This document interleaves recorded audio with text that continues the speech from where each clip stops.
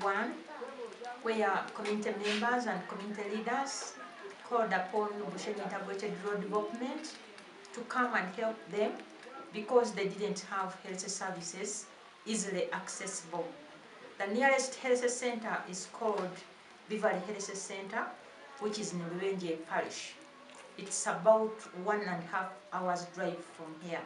So we are here to help mothers to get their children immunized, to health educate the mothers, and to attend to the pregnant women, and attend to the patients who come in here for treatment.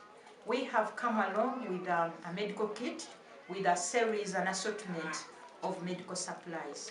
So we'll continue doing this on a monthly basis, and community health workers will be coming twice a month for immunization.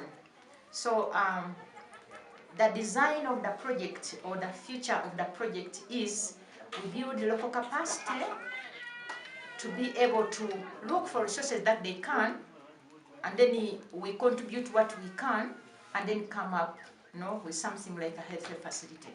So in brief, that's it.